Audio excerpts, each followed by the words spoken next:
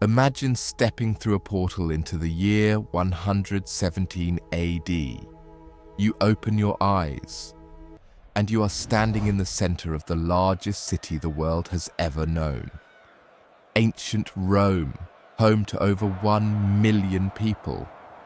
A city so advanced that nothing like it would exist again for over 1,000 years. Let us walk through it together. The Forum. Your first steps land on stone pavement worn smooth by centuries of foot traffic. You're in the Roman Forum, the political nerve center of an empire stretching across 3 continents. Directly ahead stands the Curia Julia, the Senate building.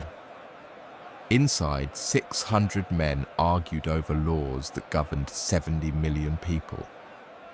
The original structure still stands in Rome today, almost 2,000 years later. To your left, a raised stone platform, the Rostra. This is where Rome's greatest orators addressed the public. After the assassination of Julius Caesar in 44 BC, Mark Antony climbed these steps. He displayed Caesar's bloody toga to the crowd and read his will aloud. Caesar had left his personal gardens and a cash gift to every citizen. The mob was so enraged they built a funeral pyre right here in the Forum. Later, Romans erected a temple on the exact spot where Caesar's body burned. He became the first Roman officially declared a god. Nearby, a small round temple catches your eye. The Temple of Vesta. Inside, a sacred flame burned without interruption for over 1,000 years. 6 priestesses called the Vestal Virgins kept it alive. They served 30-year terms. Breaking their vow of chastity meant being sealed in an underground chamber and left to die. But in return, they held extraordinary power. They owned property, freed condemned prisoners, and commanded respect that rivaled the emperor himself. Palatine Hill, now look up. Towering above the Forum is Palatine Hill. The emperors claimed this entire hilltop as their private residence. Augustus, Rome's first emperor, built a relatively humble home here. But Emperor Domitian had grander ambitions. He constructed 2 massive palaces side by side. The Domus Flavia served as his ceremonial headquarters, banquet halls that seated hundreds, throne rooms with ceilings rising 30 meters. Foreign ambassadors entered these rooms and understood immediately that Rome was not to be challenged. Next door, the Domus Augustana was his private world. Bedrooms, gardens, fountains, private baths. No outsider ever set foot inside. And then Domitian built himself a personal stadium, 160 meters long. He could watch athletic contests and chariot races from his own balcony without ever leaving the palace grounds. The Circus Maximus, holding over 150,000 spectators, sat right at the bottom of the hill. But apparently that was not private enough. Blood and spectacle walk downhill and you reach the Circus Maximus itself, the largest entertainment venue in the ancient world. On race days, 150,000 Romans packed into this stadium to watch chariot racing. Teams competed in 4 factions: blues, greens, reds, and whites. Fans followed their colors with a loyalty so fierce that stadium riots sometimes killed hundreds. Drivers raced at speeds approaching 75 kilometers per hour. Our crashes were so common and so violent that Romans called them shipwrecks. Charioteers wrapped the reins around their bodies for control. If the chariot flipped, they were dragged across the track. Most died young, but the survivors became fabulously wealthy. The highest earning charioteer in history made enough money to feed the entire city for a year. Now cross the city to Rome's most iconic structure, the Colosseum. smaller than the Circus, seating around 50,000. But here, violence was not accidental. It was the entire purpose. Mornings began with public executions. Midday brought animal hunts. Afternoons featured gladiatorial combat. Over 3 centuries, historians estimate 400,000 people died on this sand. Exotic animals were shipped from every corner of the empire.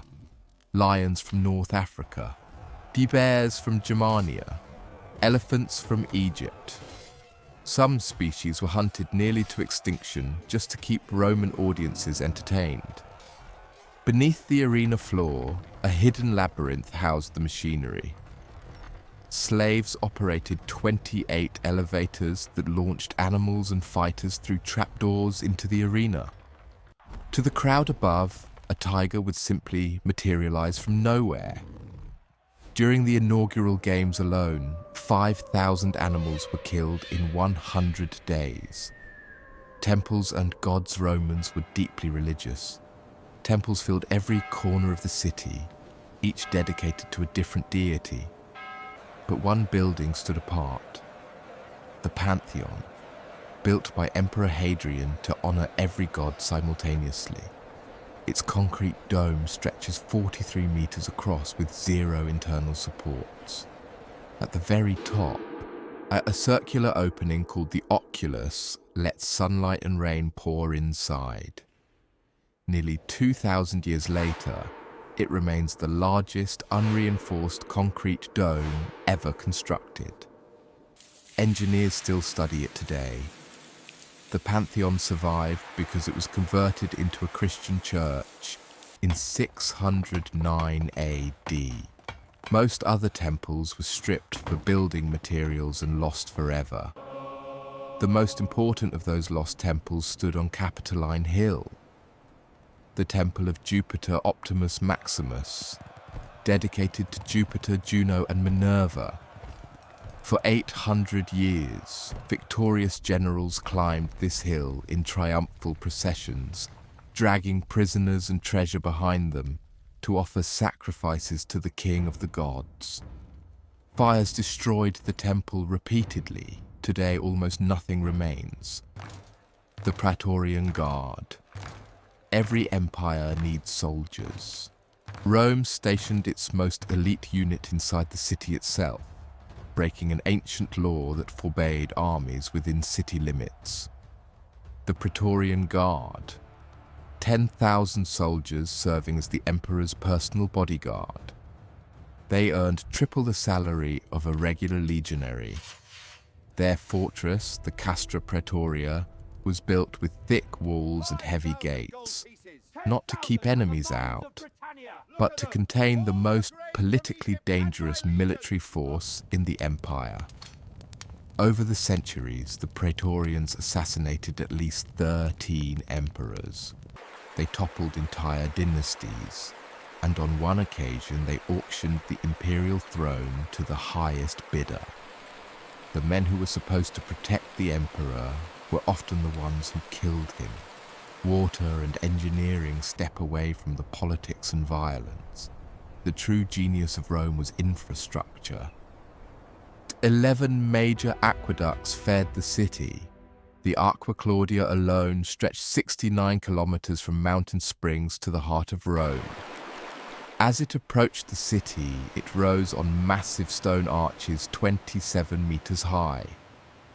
Water flowed along a channel on top, powered entirely by gravity and precise engineering calculations.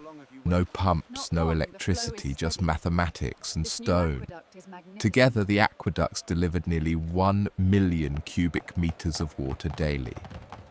Enough of fountains, public toilets, private homes, and the enormous public baths. Daily life. Most Romans never set foot in a palace. 90% of the population lived in insulae, cheaply built apartment blocks rising 5 or 6 stories high. Ground floors were relatively comfortable, but the higher you climbed, the worse conditions became. No running water, no kitchens. The thin walls. These buildings collapsed and caught fire with alarming regularity. Emperors eventually imposed height restrictions just to reduce the death toll. Each morning, Romans flooded into places like Trajan's Market. Over 150 shops built into a hillside on multiple levels. Spices from India, fish from the Mediterranean, wine, olive oil, pottery, fabrics. It functioned like a modern shopping centre 2,000 years before the concept supposedly existed. After work, Romans headed to the public baths. The baths of Trajan covered 11 hectares and accommodated thousands at once. You could exercise, swim, soak in heated pools, take a cold plunge, eat a meal, argue about politics, and close a business deal. All for a single small coin. Slaves, merchants, and senators all bathed together. Those aqueducts we discussed earlier. This is where much of that water ended up, heating these complexes, filling these pools, giving ordinary Romans a standard of living that Europe would not see again until the modern era. The blueprint Rome was the first city to house 1 million people. And to do it, they had to solve problems no civilization had faced before. High-density housing, mass water supply, public sanitation, entertainment for hundreds of thousands, markets that supplied an entire empire's capital. They solved every single one. 2,000 years later, our apartment buildings echo their insulae. Our stadiums follow the Colosseum's design. Our concrete descends from their formula. Our public spaces trace back to their forums and baths. Rome did not just build a city. They invented the blueprint for every major city that followed. We have been refining their ideas ever since.